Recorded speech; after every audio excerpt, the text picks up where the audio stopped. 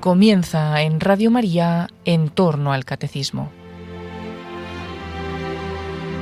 Como complemento a los fundamentos bíblicos de las exposiciones del Catecismo de la Iglesia Católica, les estamos ofreciendo durante varios sábados la reposición de otros tantos episodios del programa Cautivados por la Palabra, que dirige en Radio María el Padre Manuel Pérez Tendero.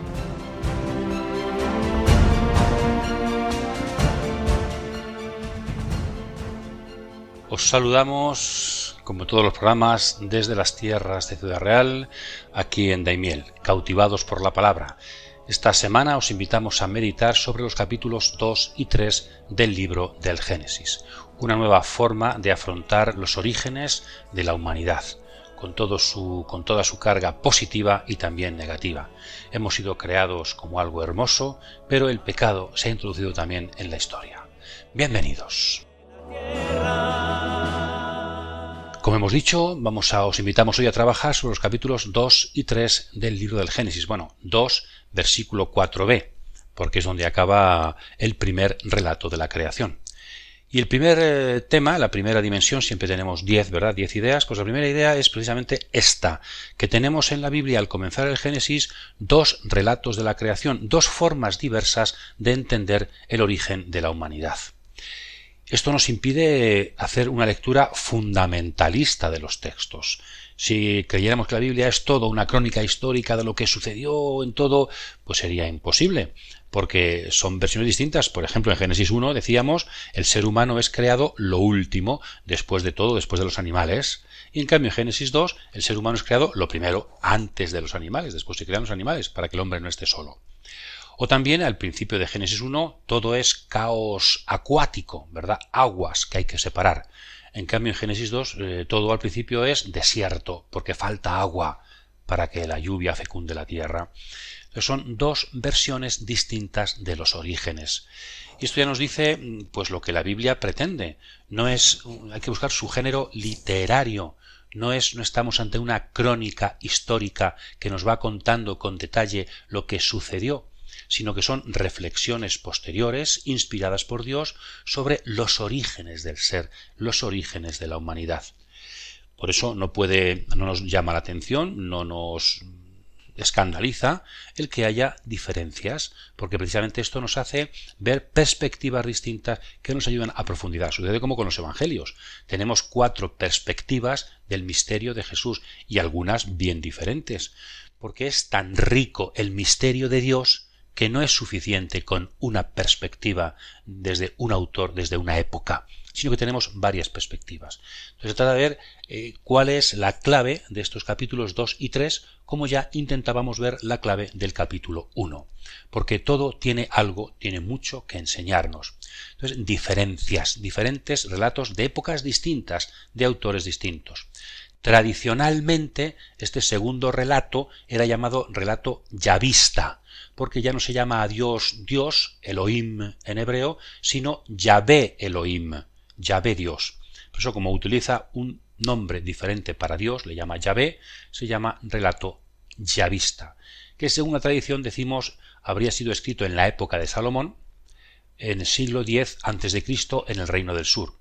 De hecho, una clave importante para leer este texto sería la clave salomónica, dicen los autores antiguos, los exegetas, los expertos, porque Salomón sería como Adán, ¿no? Según Primera Reyes 11, las mujeres de su harén, las mujeres extranjeras con las que él se casó, le influyeron para que pusiera cultos extranjeros, se introdujera el sincretismo religioso y por eso Salomón pues le fue mal y al final el reino se dividió. Como Adán, que se dejó influir por Eva y la serpiente, por la mujer, y de esta forma pues todo le fue mal. Bien, esta clave salomónica del relato yavista, los autores últimamente piensan que no es del todo correcta. Estamos ante un relato sapiencial, sí, pero de época posterior, de la época en la que se habrían escrito también los libros sapienciales de la Biblia. Estamos seguramente después del exilio. Siglo VI es el exilio, pues posterior al exilio. Entonces estamos en un texto casi de la misma época, un poquito más tardío incluso, que Génesis 1, que es de tipo sacerdotal. También precisamente en relación con la época en la que se escribió y la importancia que tiene, parece, creo que ya dijimos algo en algún programa anterior, parece como una especie de prólogo, este texto precioso, a toda la historia primaria, a toda la historia de Israel hasta el exilio. Si os fijáis, podemos hacer una comparación preciosa de la siguiente manera. En ese texto, Adán y Eva son colocados en un jardín, el Edén, y Dios les da una norma: mueren si comen del árbol del conocimiento. Como comieron de ese árbol, el castigo es no tanto la muerte, sino la expulsión del paraíso. Ahí está la serpiente que promete cosas que son mentira, ¿no? Y la mujer también incita un poquito al varón a esa comida. En cambio, en la historia primaria, en la historia de Israel hasta el exilio, ya no es Adán y Eva colocados en un paraíso, sino el pueblo de Israel colocados en la tierra prometida, que es también mana, leche y miel, es como un paraíso. Ahí también hay una ley, que son los mandamientos, la ley dada a Moisés. El hombre, como Adán y Eva, el ser humano, el israelita, incumple esa ley, y su castigo no es tanto la muerte, sino la expulsión, el exilio.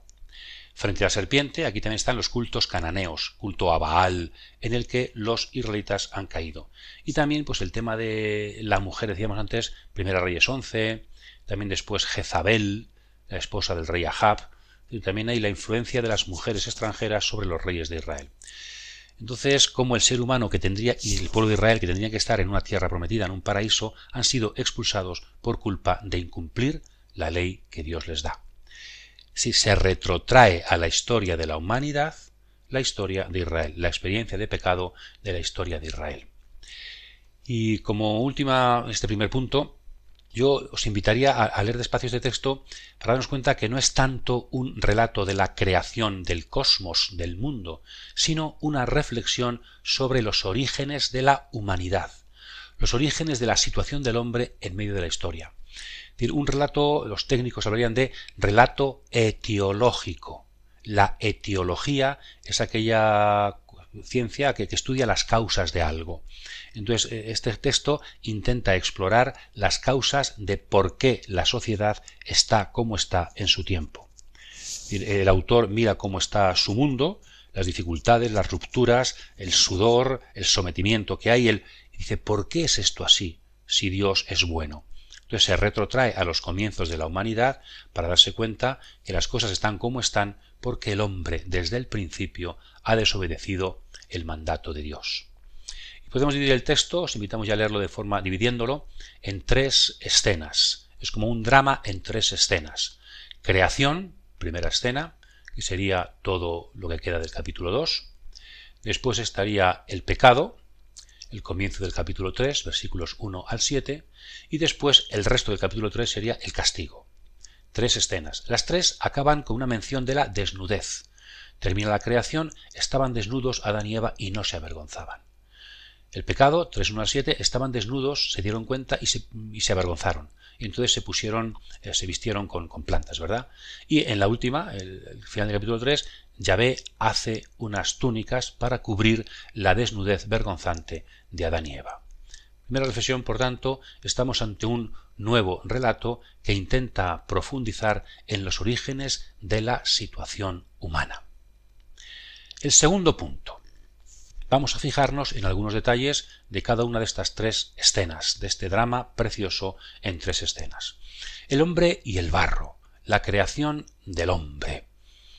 Es, como hemos dicho, el comienzo de la historia, la creación del hombre en relación con la historia de la humanidad. Bien, el mundo es desierto, la experiencia de aquella tierra desértica, por 2 razones, porque no hay lluvia, que viene de Dios, y porque no hay trabajo, que viene del hombre. Preciosa forma de decirnos que la fecundidad de la tierra, todo en la historia, es fruto de 2 manos que trabajan juntos, que son Dios y el hombre, la lluvia y el trabajo. La fecundidad, por tanto, es fruto de un trabajo conjunto entre ambos. Entonces, el trabajo es algo inherente al hombre.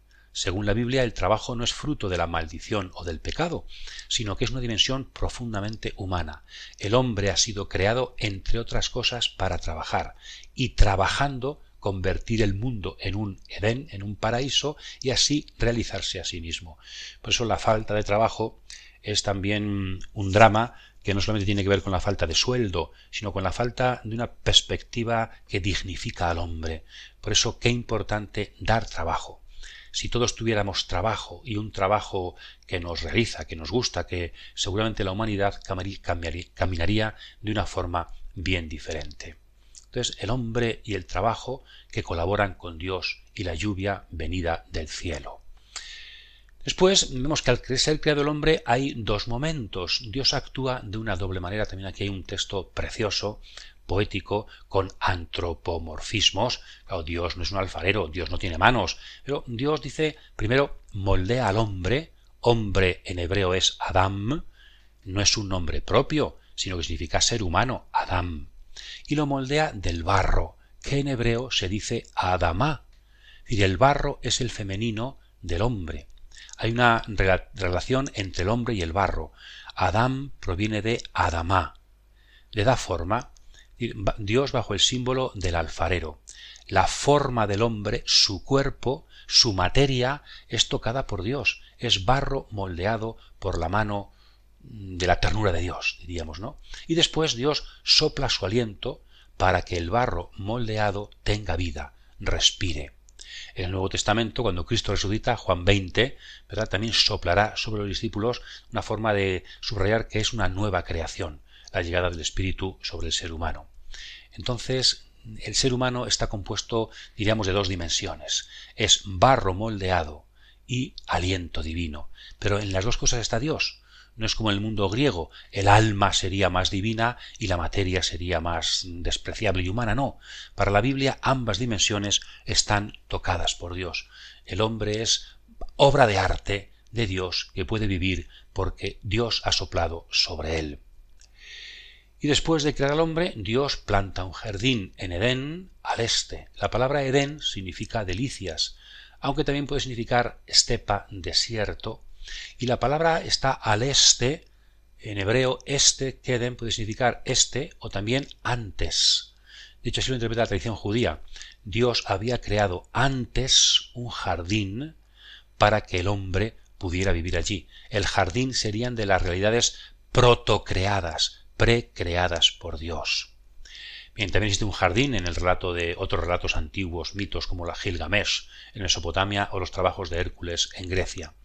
Bien, entonces ahí tenemos la creación del hombre y cómo es colocado en un jardín al principio de la historia.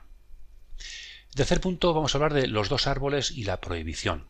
También en el Antiguo Oriente hay textos muchos que hablan del árbol y la importancia del árbol y también relacionado con el rey, relacionado con la comunión entre el cielo y la tierra, el árbol como eje del mundo, ¿verdad? Sobre todo el árbol de la vida. En cambio, el árbol de la ciencia, del conocimiento del bien y del mal, es algo más típico de la Biblia, más específico de la Biblia, no aparece en el Antiguo Testamento. Bien, nos dice el texto que Dios toma al hombre y lo pone para trabajar y cultivar la tierra. Según los rabinos también, cultivar la tierra y trabajarla tiene un significado espiritual. El Dios habría puesto al hombre, dice la tradición judía, allí para cultivar la ley y para guardar los mandamientos. Hay una, diríamos, moralización. El trabajo físico tiene que ver con el esfuerzo moral por parte del hombre. Y luego le prohíbe, le hace una prohibición. Puedes comer de todo, como decía Génesis 1, toda semilla, toda hierba. Aquí se puede comer de todo menos de un árbol. Hay un límite. No puedes comer del árbol de la ciencia. ¿Por qué desde el principio el hombre está limitado y Dios pone un límite? Recuerdo ahora algún poema de Neruda, creo que es prohibido prohibir, como si la prohibición fuera algo malo. Bueno, pues el Génesis dice que incluso antes de pecar, aún no se ha pecado, Dios pone una prohibición, un mandamiento que es negativo, es no hacer algo. ¿Qué sentido tiene este mandamiento? De hecho, el pecado vendrá por incumplimiento de este mandamiento. Si vamos con un conjunto de chicos y los llevamos a un palacio, a un castillo, y les decimos, por esa puerta de ahí no se puede entrar, chicos, por ahí, seguramente todos querrán entrar por esa puerta. Parece que el misterio, ¿por qué Dios le pone este límite al hombre que parece que es más apetecible? Yo creo que es interesante, tiene que ver con, después, la ley de Moisés. Los mandamientos también dirán: no matarás, no cometerás adulterio, ¿verdad? No tendrás otro Dios frente a mí, no harás imágenes. Es decir, la prohibición y los mandamientos. Y esto en el origen de la humanidad, ¿por qué? Yo creo que es por lo siguiente. El ser humano es una criatura limitada, no somos Dios. Y por tanto, un mandato que nos prohíbe hacer algo es un recordatorio de nuestra propia limitación y nuestra propia contingencia. Porque somos limitados, no todo lo podemos hacer. La prohibición es en el ámbito moral lo que es el límite en el ámbito del ser, en el ámbito ontológico. El ser humano no es Dios y por tanto no todo le es posible. Educar en el límite es profundamente humano. De hecho, los pedagogos dicen que uno de los problemas de nuestra sociedad es que muchos padres, muchos colegios, muchos educadores no educan a los niños también en el límite y luego llegan adultos y claro, se frustran ante cualquier cosa. El hombre tiene que reconocer que es un ser limitado y por eso no puede hacer todo lo que le apetece. La prohibición es una preciosa pedagogía de la contingencia, del límite, de que el hombre recuerde y sepa quién es él y no se engañe como le engaña a la serpiente diciendo lo que es lo que no es y que puede hacer aquello que quiere porque eso es mentira, no es cierto. Os invito a reflexionar sobre esta importancia de la ley en medio de la creación y una ley que nos ayuda a limitarnos porque somos limitados. Bien, avanzamos. En cuarto lugar, hablamos de la soledad del hombre. No es bueno que el hombre esté solo. En el capítulo primero decíamos que Dios veía todo que era muy bueno, que era bueno. Aquí, en cambio, no todo es bueno, falta algo. Y que se debe superar la soledad del hombre. Y para intentar superarla, pues se crea los animales. También tiene mucha actualidad, ¿verdad? Los animales que intentan acompañar la soledad de muchas personas, pero según Génesis esto no es suficiente.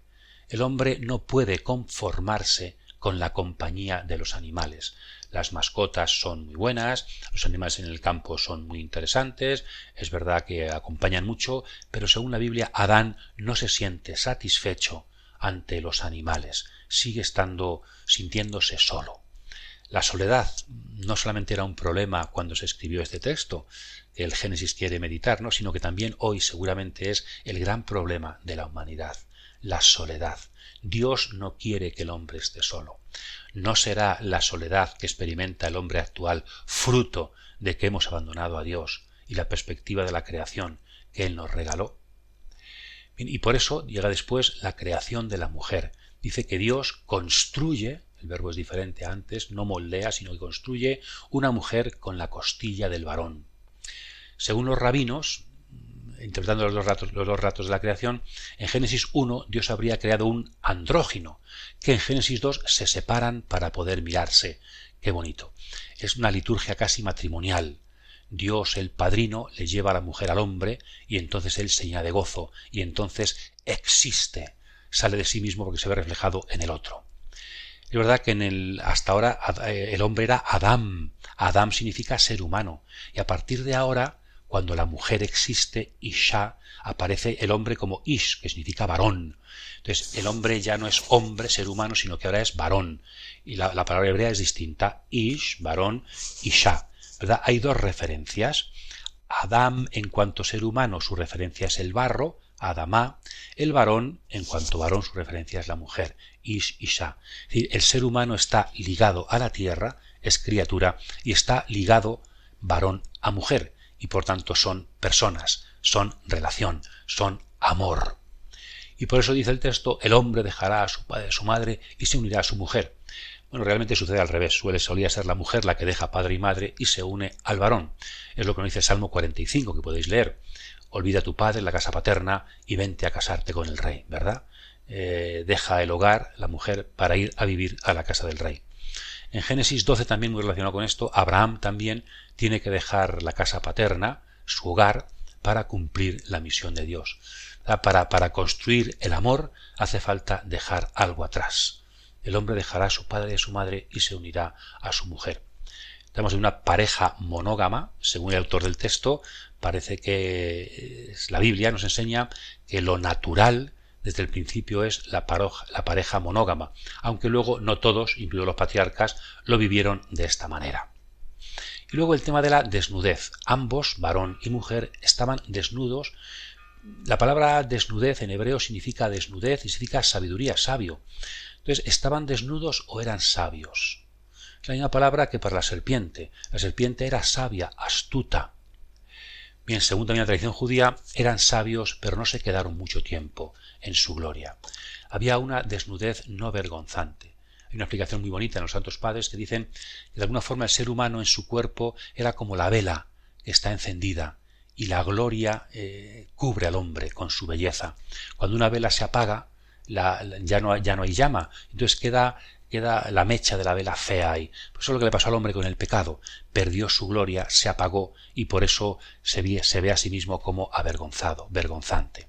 Este es el cuarto punto, ¿verdad? La creación del hombre, la creación después de la mujer, para que ya no solamente seamos seres humanos, sino varones y mujeres que en complementariedad realmente no nos sentimos solos. A Dios le gusta que exista en la tierra el amor. Dios ha creado la diferenciación sexual entre hombre y mujer para que sean complementarios y construyan un mundo en felicidad. En esto coinciden Génesis 1, creced, multiplicaos, varón y mujer, y Génesis 2, solo que la forma de contarlo es diferente. En Génesis 2, mucho más poética, en Génesis 1, de una forma más escueta y sencilla. Varón y mujer los creó, como imagen de Dios los creó, pero ambos coinciden en la complementariedad sexual para que el hombre no esté solo, sea feliz y también sea fecundo. Y pasamos al quinto punto, donde ya aparece la segunda escena del drama, ¿verdad? Dejamos el capítulo 2 y pasamos al capítulo 3, versículos 1 al 7. El pecado, la segunda escena. Aparece un nuevo personaje, la serpiente. ¿Cuál es el significado de la serpiente? En la tradición judía y también cristiana, heredada de la tradición judía, se ha identificado con Satanás, con el diablo. De hecho, en el Apocalipsis aparece el dragón, que es el símbolo del diablo. Pero en Génesis 3 no parece tan claro que sea el diablo, parece una figura más bien ambigua. En el mundo antiguo, por ejemplo, en los mitos del origen de la humanidad de Mesopotamia, el dios malo, Tiamat, las aguas, el caos, es un dragón también. Entonces, de alguna forma, la serpiente podría ser eso, el símbolo del caos, el símbolo del mal también. Y también en otras tradiciones, por ejemplo, los faraones tenían en su tiara una serpiente. Podría también representar el mundo egipcio. Y de alguna forma aquí, si lo leemos desde el punto de vista desde la clave de la historia de Israel, sería: Israel no tiene que caer en la tentación de Egipto, sino que tiene que salir de Egipto para obedecer al Dios verdadero. No, en Egipto todo invita a la tentación. Hay que salir de Egipto para entrar en la tierra prometida. O también la diosa Anat, diosa lunar de la fecundidad en Canaán, tiene la serpiente como símbolo. También podríamos leerlo en clave bíblica, muy bonito, porque en la historia de Israel también se nos dice que Israel escucha a Baal, al dios falso, y no escucha a Yahvé. Entonces aquí también tendríamos retrotraer a la historia de la humanidad, quizá la experiencia del pueblo de Israel. Hacéis caso a la serpiente, hacéis caso a los dioses Baal y su hermana Anat, su hermana que lo rescata además de la muerte, y en cambio no hacéis caso a Yahvé. Os fijáis en los cultos de la naturaleza, de una sexualidad malentendida, y no hacéis caso a Yahvé. Entonces también podría haber quizá ahí una clave para interpretar la serpiente. Que en el fondo está, claro que sí, está el diablo, pero no ya es el diablo con rostro de Dios, sino como en la historia del pueblo hay cosas que van a ser el medio por el que el diablo va a tentar al pueblo para que se aleje de Dios y para que peque. Otros piensan que la serpiente es símbolo de la sabiduría, y entonces sería un tipo de sabiduría que nos aleja de Dios. Querer ser más sabios que Dios, querer estar por encima del bien y del mal. Cuando el ser humano lo que tiene que hacer es, como decíamos, reconocer su límite y obedecer al bien. El ser humano no crea los valores, esto también es muy actual, sino que tiene que obedecer al bien. Él no puede decir, esto está bien porque lo digo yo, esto está mal porque lo digo yo. El bien y el mal preceden al ser humano. Él no puede sentirse como Dios que crea los valores, sino que tiene que ser un humilde obediente de la voluntad de Dios y de los valores del bien. Luego también, si quisiéramos pronunciar un poquito, hay un texto un poquito delicado, pero bueno, podríamos, ¿por qué es tentada primero la mujer? Bueno, pues en la tradición judía dice porque es un ser más débil, más curioso que el hombre, y por eso se empezó por la mujer. Otros piensan al revés, que como es un ser más fuerte y por eso va después ella a seducir al varón. La tradición rabínica también en el judaísmo dice una cosa que no es bíblica, pero sí es muy interesante, yo creo muy psicológica. Dice que Adán está lejos, bien porque está trabajando, bien porque está descansando después del acto sexual, dicen los rabinos, y por eso la mujer se queda sola y puede ser seducida por la serpiente. Cuánta psicología humana, ¿verdad? La ausencia del varón, que no es nada buena según la tradición rabínica. San Ireneo, un santo padre, diría que es porque la mujer, igual que le puede pasar al varón, ha dejado un instante de estar en comunión con Dios, ha dejado de dialogar con Dios, y por eso ahí se introduce el maligno. Bien, sea lo que fuere, hay un proceso aquí en el que la tentación va a ir influyendo a todos, y después veremos cómo el castigo va a ser en el orden inverso al pecado. Y también aquí tenemos lo mismo, la mujer ha sido lo último creado y va a ser por eso lo primero tentado. En el pecado tenemos un orden inverso a la creación.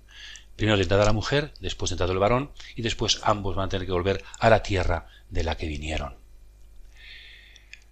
También quizá interesante para comprender la dinámica del pecado, la mujer y más la serpiente exageran. La serpiente le dice a la mujer, ya me he enterado que Dios os ha prohibido comer de cualquier árbol. No, eso es mentira. Dios ha prohibido comer de un árbol, ¿verdad? Cuando es que la Iglesia lo prohíbe todo, No, nos ha prohibido comer de un árbol. ¿Cómo se miente para intentar seducir, verdad? O también la mujer dice, no, nos ha prohibido no comer ni tocar siquiera el árbol. No, eso Dios no ha prohibido tocar el árbol. Aunque es verdad que esto también es muy judío, porque cuanto más te alejes del árbol, menos podrás pecar. Entonces, introducir interrogantes donde no los hay, introducir mentiras sutiles, sembrar la duda, para que así sea posible el pecado, la tentación que nos lleva a pecar.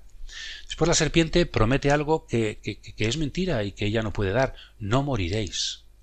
Dios había dicho, si coméis este árbol moriréis. Y la serpiente, no moriréis. Y de hecho, inmediatamente no van a morir con el tiempo, mucho más tarde. Pero cómo la serpiente engaña, ¿no? Y de hecho, ¿no es todo pecado de la humanidad un intento de superar la muerte? Ven aquí el Apocalipsis dirá que aquellos que no temen la muerte pueden vencer la tentación del dragón. El miedo a la muerte nos hace pecar, nos hace buscar cualquier cosa que nos prometa no morir, aunque es mentira. Y también les promete, seréis como dioses, seréis como dioses. Y resulta que si Dios quiere que seamos como dioses, lo que pasa es que quiere regalárnoslo. Es decir, la serpiente quiere que el hombre robe a Dios lo que Dios le quiere regalar al hombre. ¿A qué vino Jesucristo? ¿A qué seréis como dioses? Y Jesucristo ha venido, se ha hecho hombre para que el hombre se haga Dios. Entonces, Dios no es un rival del hombre, y la serpiente quiere que el hombre vea a Dios como un rival. Entonces, el gran pecado consiste no tanto en ser dioses, sino no dejar que Dios nos dé su gracia, desobedecer a Dios, elegir un camino diferente al camino que Dios nos pone.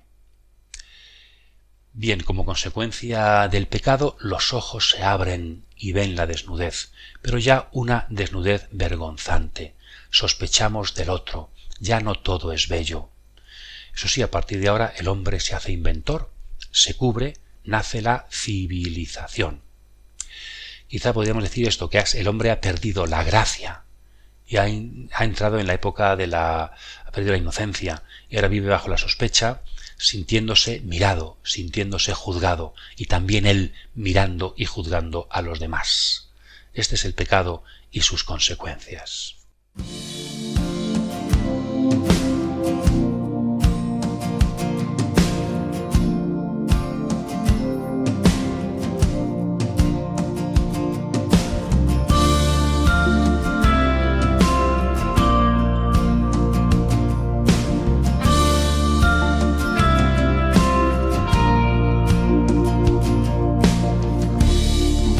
instante en el recuerdo que haga decirte lo que pienso, que no hay nada más que el tiempo entre tú y yo, que estoy solo en el silencio del perdón.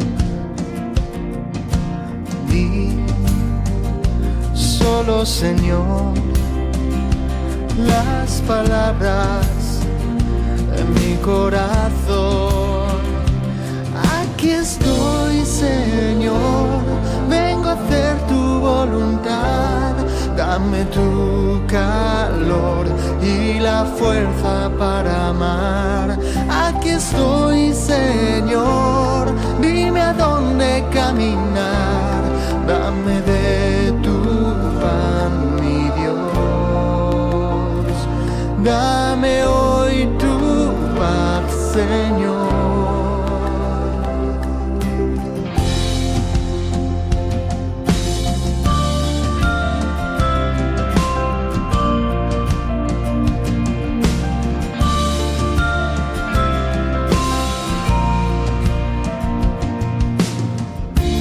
Guarda un segundo esto que llevo, todas las faltas que aún conservo, el sendero que acompaña siempre a la verdad. Es difícil recorrerlo sin quedar atrás. Sí, eres mi Dios, mi reflejo, eres mi ilusión. Aquí estoy, Señor, vengo a hacer tu voluntad. Dame tu calor y la fuerza para amar. Aquí estoy, Señor, dime a dónde caminar. Dame de tu pan, mi Dios. Dame hoy tu paz, Señor.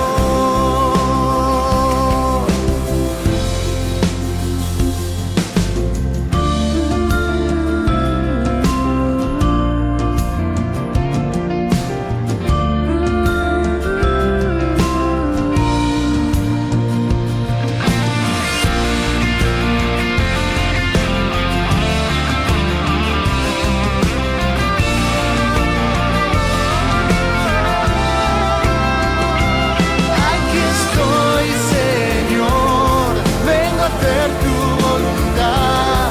Dame tu calor y la fuerza para amar.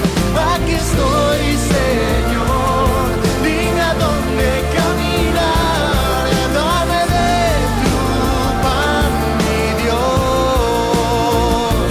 Dame hoy tu paz, Señor.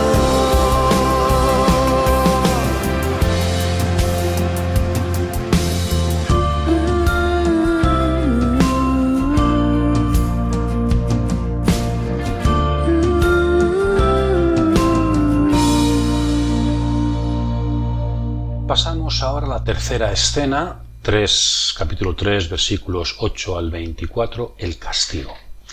El sexto punto de nuestra reflexión sería Dios a la búsqueda del hombre. ¿Cómo reacciona Dios ante el pecado del hombre?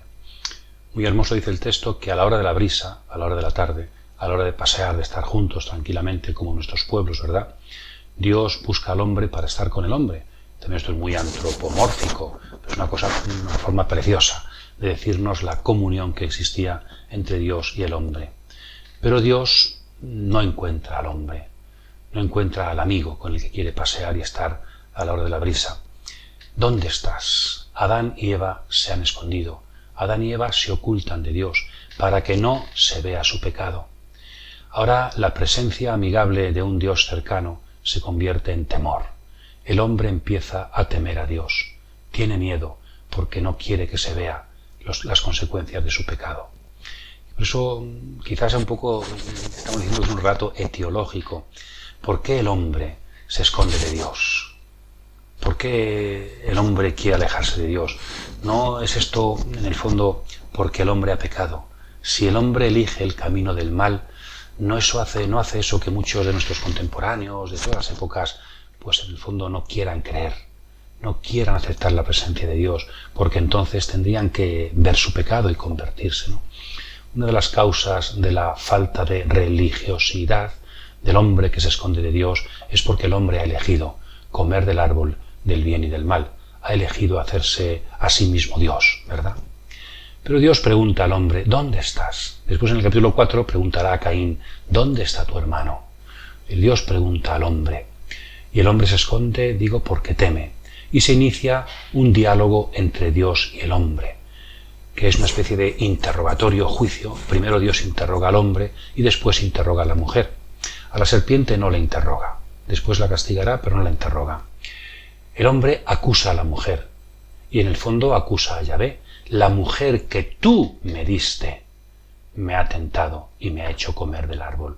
La mujer que tú me diste, si tú no me hubieras dado a la mujer, yo no habría pecado.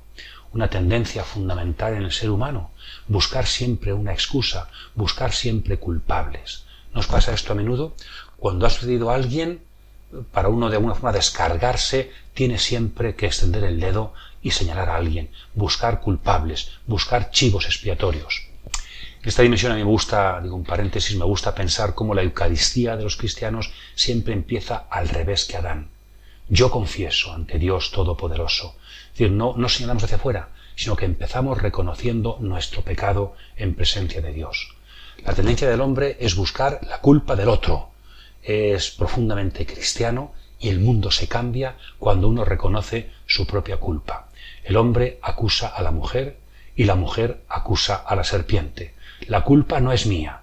Si no reconoces tu culpa, ¿cómo va a ser posible la redención y el perdón? Pero siempre la culpa para otro. Y eso, insisto, la mujer que tú me diste.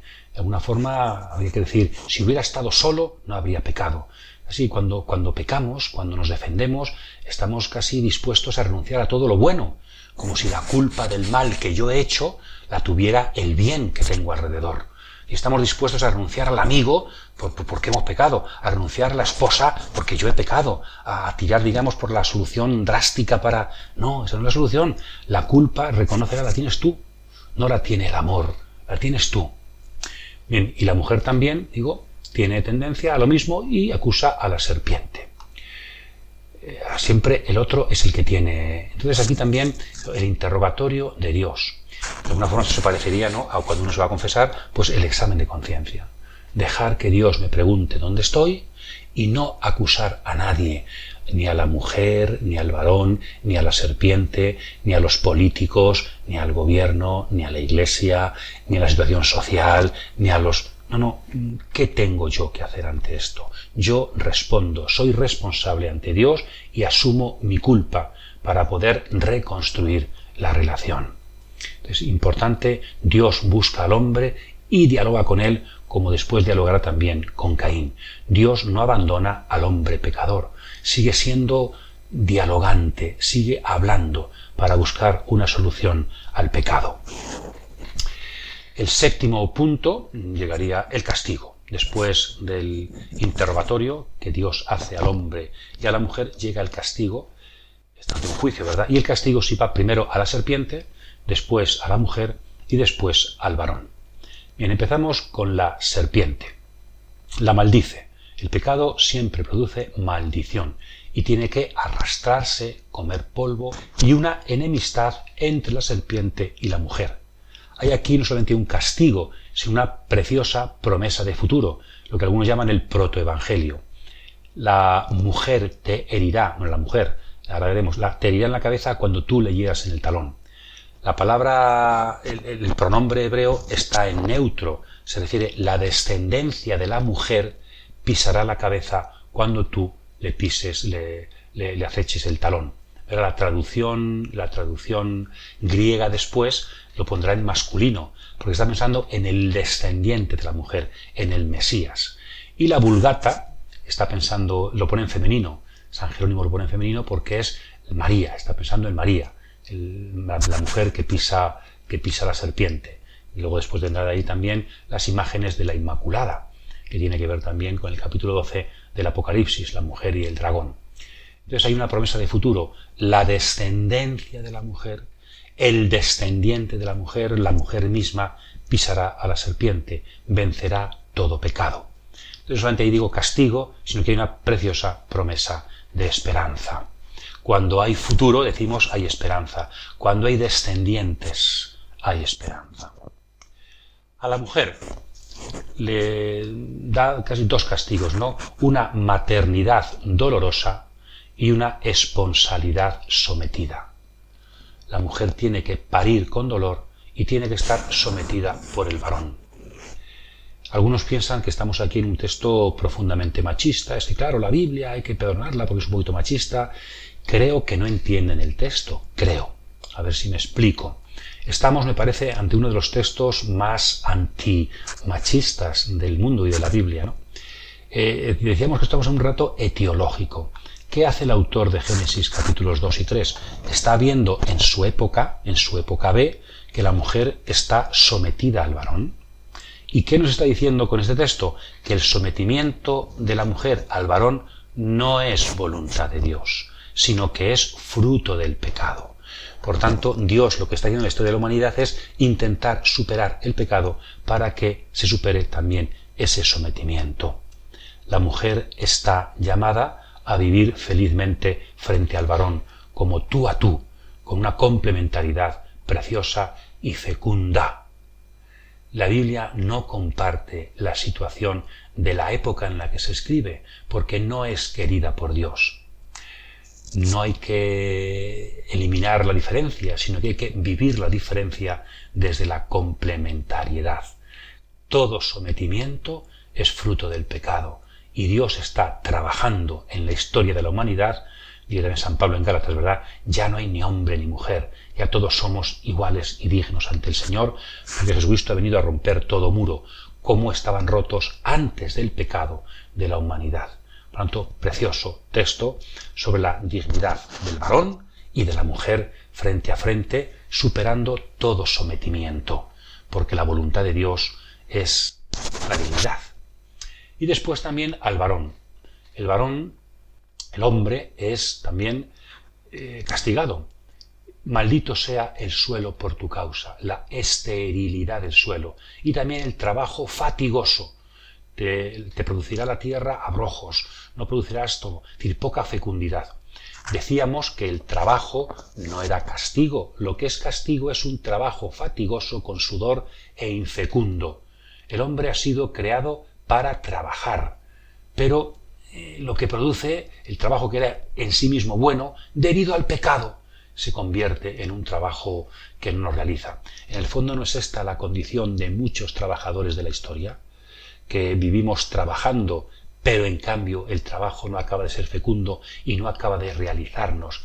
Hay un sudor que no nos hace felices. Pues esto también estamos llamados a superarlo con la ayuda de Dios, porque es superación del pecado. Y después también volver a la tierra de la que fuiste tomado. Eres polvo y del polvo al polvo tornarás. Si os dais cuenta, el castigo es, lo decíamos antes, lo contrario a la creación. Adán fue sacado del barro, de Adamá. Isha fue sacada de Ish. Y ahora es lo contrario. Isha se somete a Ish, mujer al varón, y Adán, el hombre, se somete a Adamá, a la tierra. Es decir, todo es una anticreación, el castigo. Todos sometidos allá de donde salimos. La diferencia se rompe y llega el sometimiento, la no distinción. La mujer sometida al varón, el hombre, el ser humano sometido a la tierra, y ya deja de existir. Esto es la muerte. Entonces todo esto es fruto del pecado y no voluntad de Dios desde el origen de la humanidad. El pecado principal, dice Dios al hombre, por haber escuchado a la mujer y no a mí, por haber escuchado a la serpiente y no a Dios. Tenemos que escuchar la voz de Dios. Ahora, la diferencia con esto estaría en María. Frente al no de Eva y de Adán está María. Aquí está la esclava del Señor. Hágase en mí según tu palabra. O también San Pablo dirá en Romanos 5, ¿verdad? Frente a la desobediencia de Adán, que trajo la muerte, la obediencia de uno, de Cristo, que trae la gracia. Bien, el castigo de Dios a la serpiente, a la mujer y al hombre. Octavo punto, la esperanza. El castigo no es definitivo. Dios no aniquila al hombre. Vamos a ver que hay unos signos de esperanza, de apertura de futuro. Primero, Isha, la mujer, la hembra, la que está frente al varón, se convierte en Hawá, Eva. Hay un nuevo nombre para la mujer. Ya no solamente su referencia es el varón, sino que va a ser madre. La fecundidad. ¿Qué significa la fecundidad? Que la muerte del hombre no es el final. No solamente porque el hombre vive de alguna forma, sobrevive en sus descendientes, sino porque, sabemos por la historia de la salvación, porque un descendiente de Adán y Eva, un hijo de Eva, rescatará a Adán de la muerte. Entonces, mientras hay futuro, mientras hay fecundidad, podemos ser redimidos por el futuro. Esto la cultura china nos ayuda, ¿verdad? En el mundo chino, una persona tiene que dignificar, tiene que ennoblecer a sus antecesores. Es lo contrario a lo que nosotros somos, ¿no? Una persona es digno, es noble, si nace en familia noble. O sea, es algo recibido, dado. En cambio, para la cultura china no. Tú tienes que ennoblecer a tus ascendientes. O sea, que un poco al final pasar lo mismo. Como un hijo futuro de Adán va a ennoblecer a Adán, va a rescatar a Adán de su pecado. Eso lo peor que puede pasar al hombre no es solo pecar, sino convertirse en infecundo. De alguna forma a veces piensa uno, no sé si era verdad o será una tentación de este pensamiento, que el dragón, la serpiente, no quiere ya solamente que desobedezcamos a Dios, que pequemos, sino que tampoco tengamos fecundidad, para que así el castigo sea definitivo. Adán y Eva fueron fecundos. La mujer es también Eva, madre, y por eso hay solución, hay futuro, hay esperanza. Por otra parte, también más signos de esperanza es que Dios, muy bonito, como he dicho al principio, les hace unas túnicas para cubrir su desnudez. Estamos casi ante una etiología del vestido, el origen del vestido. El vestido es necesario no solamente para el frío, sino para cubrir la dignidad del hombre cuando ha sido tocado por el pecado. Dios cuida del hombre y le da una belleza que ayuda para que el pecado quede superado. Después se nos dirá San Pablo que tenemos que revestirnos de Cristo, de una nueva dignidad. También aparece en la historia de Jacob, como Jacob, porque ama mucho a su hijo José, es el preferido, le hace una túnica. O también el hijo pródigo, ¿verdad? Cuando vuelve a casa, el padre le viste con la túnica mejor. Pues Dios a quien reviste también al pecador. El hijo pródigo es Adán. Y el padre de la parábola es el Dios creador, que reviste al hombre de dignidad. En cambio, fijaos qué contradicción, ¿verdad? El no pecador, el único personaje de la historia, el único ser humano de la historia, el único varón que no ha pecado, que es Jesucristo, en cambio es desnudado para morir en la cruz por nuestro pecado. Es decir, Dios viste al pecador y Dios deja que sea desnudado su Hijo, que no ha cometido pecado, para que seamos salvados. La túnica puesta sobre el pecador, la túnica quitada al Hijo de Dios. Bien, la importancia de la túnica y el vestido. Vestirnos significa dejarnos cuidar por Dios. Dios sigue cuidando del hombre pecador. Octavo punto, la esperanza. El pecado no es la última palabra, porque hay fecundidad y porque Dios sigue cuidando del hombre con ternura, vistiéndolo de dignidad. Noveno punto, el misterio de la muerte.